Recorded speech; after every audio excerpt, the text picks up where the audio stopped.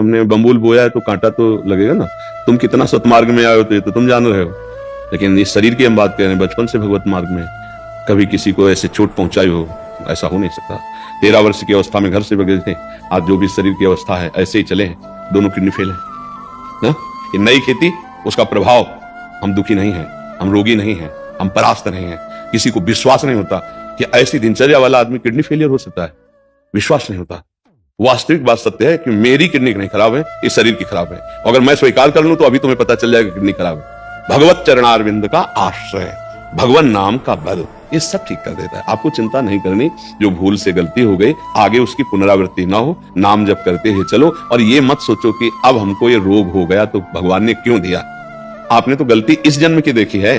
अभी एक दिन एक प्रश्न कर रहे थे कि बिना किसी अपराध के मुझे दंड क्यों दिया गया। हमने कहा भाई ईमानदारी की बात मान लीजिए, हमारी सरकार में कभी ऐसा नहीं है।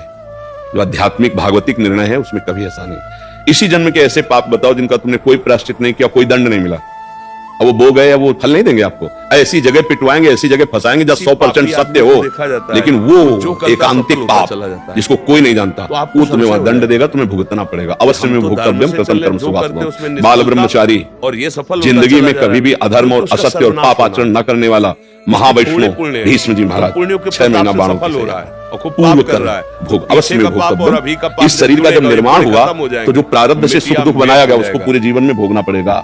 अब जो हमारे अच्छे कर्म हैं वो पूर्व कर्मों को भस्म करेंगे, नवीन कर्म अच्छे हैं इसलिए हमें भगवत प्राप्ति हो जाएगी। लेकिन हमें पूर्व कर्मों से जब शरीर निर्माण किया गया तो उसमें 2 रखे गए थे, पाप एवं पुण्य। तो पुण्य का प्रताप अलग, सुख उन्नति जय, पाप का प्रताप पराजय अवनति दुख। ये भोगना पड़ता है बड़े बड़े सिद्ध महापुरुषों के शरीरों में।